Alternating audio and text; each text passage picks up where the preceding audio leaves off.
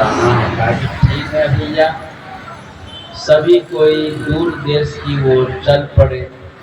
चलते चलते भगवान ने मन में विचार किया कि इन ग्वाल बालों की सेवा मैं रोज करता हूँ, इन लोगों से मैंने एक दिन भी सेवा नहीं ली है, अब इन लोगों से मुझे सेवा लेनी है। इस ख्याल से भगवान चलते चलते एक विशाल वृक्ष की छाया में रुक गए और नाटक थोड़ा सा स्वांग की रचना की कि भैया मेरा पांव दुख रहा है, हाथ दुख रहा है, सिर दुख रहा है, अब मैं चल नहीं पाऊंगा, चलते चलते मैं थक चुका हूँ। तो ग्वाल वालों ने कहा कन्हैया कोई बात नहीं, छाया में बैठकर आराम कर लो। कहा कि हाँ भैया। और छाया में बैठते ही लेटने की इच्छा हो गई। लेटते ही और वेदना बनाने लगे कि भैया बहुत शरीर मेरे दर्द कर रहे हैं, मेरी सेवा कुछ कर दो तुम लोग। सभी ग्वाल बाल को हाथ दबाने लगे, माथा दबाने लगे, पांव दबाने लगे, शरीर दबाने लगे। दबाने के बाद, सेवा लेने के बाद भगवान को इच्छा हुई कि भैया मुझे भूख लगी है, कुछ है तो मुझे खिला दो। कहा कि कन्हैया ये क्या तुम बोल रहे हो, हमारे पास कुछ नहीं, हम तो तुम्हारे भरोसे में रोज आते हैं और तुम पोटली बांध करके लाते हो, खाते तो नहीं लेकिन हम लोगों को भरपेट रोज खिलाते हो, और आज कह रहे कि हमारे पास कुछ नहीं। कहा कि हाँ भैया, जिस समय मैं चला और जल्दी जल्दी में चल दिया, मैया ने बांध की पोटली में नहीं दी। कहा कि तो आज यूं अकारण मरना पड़ेगा भूखे। कहा कि चिंता मत कर, जमुना पार में श्रोत्रमणि नामक ब्राह्मण वहाँ यज्ञ कर रहा है। उस यज्ञ में बहुत से खाद्य सामग्री, भोज सामग्रियाँ बनी हुई हैं। जाकर मेरा नाम कहना कि वृंदावन का राजा भगवान श्री कृष्ण गौ चराते हुए बहुत दूर आ गए हैं बलराम भैया के साथ, लेकिन साथ कुछ खाने पीने की चीज नहीं लाए हैं। हे ब्राह्मण देवता, आपके यज्ञ में कुछ खाद्य सामग्री बनी है तो हमें दे दीजिए। ग्वाल वालों ने कहा कन्हैया क्या तुम्हारे नाम कहने से वे ब्राह्मण दे देंगे? कहा हाँ हाँ बिल्कुल दे देंगे, जाओ। तो छोटे छोटे नन्हे मुन्ने दिल के सादे सभी ग्वाल बाल चल पड़े जमुना पार। जमुना पार में श्रोत्रमणि ब्राह्मण यज्ञ सही माने कर रहे थे, यज्ञ मंडप में बैठे हुए थे। सभी ग्वाल बालों ने कहा हे ब्राह्मण देवता। हाँ ग्वाल बालों क्या कर रहे हो? कहा हमारे ब्रज का राजा भगवान कृष्ण गौ चराते हुए बहुत दूर देश आ गए हैं, तो फिर साथ में खाने की कोई भी सामग्रियां नहीं है, और आपके यज्ञ में जो भी खाद्य पदार्थ बना है उन्होंने हम लोगों को भेजा है, तो कुछ खाद्य पदार्थ भिक्षा के रूप में दे दीजिए। इतनी बात सुनते ही उन ब्राह्मणों का किस्मत फूट गया था, भाग्य अभागे थे। क्या कह रहे? अरे वही गौ चरवा को तुम भगवान कहते हो, जो रात दिन स्त्रियों के पीछे, गोपियों के पीछे दौड़ा करते हैं और एक दूसरे के घर चोरी भी करते हैं, सीना चोरी भी। कोई कुछ कहने जाते हैं तो कहते हम नहीं किए, और नंद बाबा नंद रानी की रात दिन जो शिकायत करवाते हैं उसी को तुम भगवान कहते हो। चल चल, अभी मेरा यज्ञ पूरा नहीं हुआ है, और पूरा होने पर ब्राह्मण भोजन नहीं हुआ तो आ गए भगवान। नरन, उन बच्चों का हृदय बहुत कोमल था, दया भूत होकर कठोर वचन सुनते ही हृदय विदीर्ण हो गया। सभी बच्चे रोने लगे, बिलखने लगे, भिक्षा मिली नहीं, गिरने पर से भगवान के पास आए। तब तक आंसू आंखों के सूख गए और जो बहे थे वो चेहरे पर लकीर पड़ गई, चिन्ह पड़ गए। आए तो भगवान ने कहा, क्या भैया कुछ ले आया? कहा कि मत पूछो, कुछ ले आया। कहा तो क्या हुआ? कहा क्या हुआ बताऊं तो मेरी जीभा काट लो, क्योंकि मार नहीं लगी, सारी बात हो गई। मार नहीं लगी, सारी बात हो गई, इसलिए बताने की बात नहीं है। उन ब्राह्मणों ने भिक्षा नहीं हमें दी है। कहा कि कोई बात नहीं, एक काम करो। कहा कि क्या? तो ब्राह्मणियों के पास जाओ भिक्षा लेने।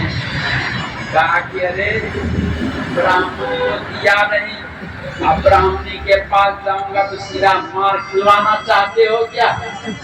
नहीं नहीं।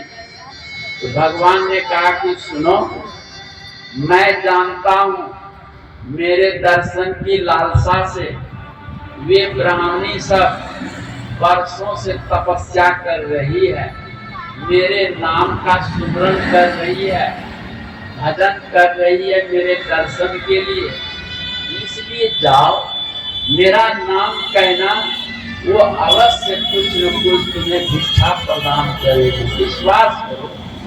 भगवान मधुर शब्दों में समझा बुझा के कुशला पटिया कर भेज दिया।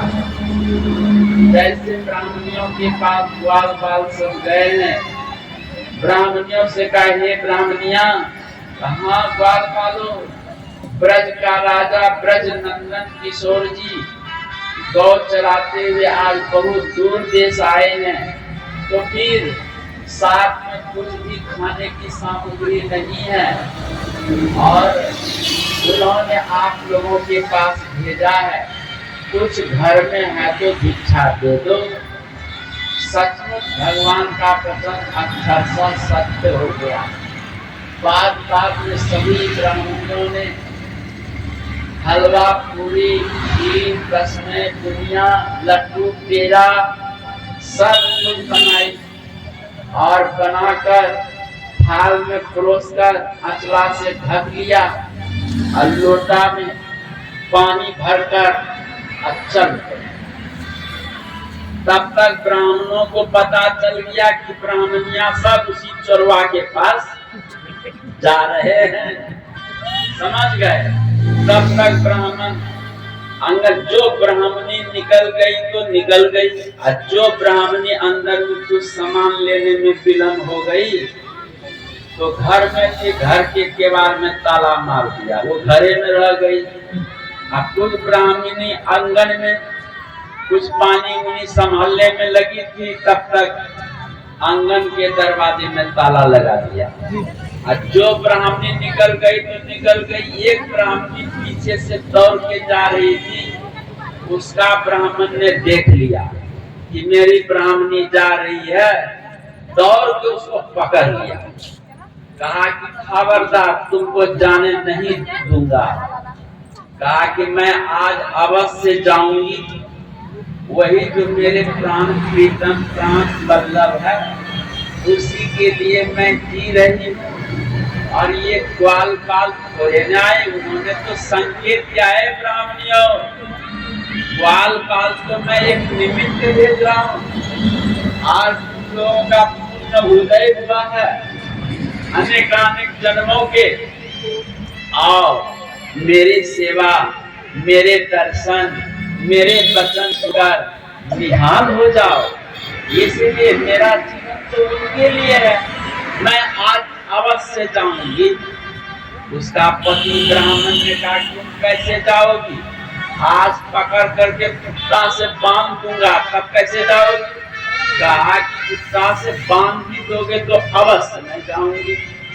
तो ब्राह्मण ने कुत्ता से रास्ता लेकर के बांध दिया, एकदम कस करके बांध दिया और डंडा लेकर के बैठ गया वहीं पर। अब कैसे तुम जाओगी? तो ब्राह्मणी कहती है, मैंने तुम्हें कह दिया कि मैं आज अवश्य उनके चरणों में जाऊंगी। कहा कैसे जाओगी? कुत्ता से तुम्हें मैंने बांध दिया है। कहा कि तुम्हारा अधिकार शरीर पर है, लेकिन प्राण आत्मा पर तुम्हारा अधिकार नहीं है। प्राण आत्मा पर तो उसी ब्रजराज नंदन जी का है और मैं अवश्य जाऊंगी, मैंने कह दिया। बातचीत करते करते ब्राह्मणी की आंखें बंद हुई, धीरे धीरे धीरे धीरे सांस भी निकलकर भगवान के चरणों में जाकर लीन हो गई, समा गई। देख लो कितना प्रेम है, ऐसा ही प्रेम होना चाहिए। समझ गए?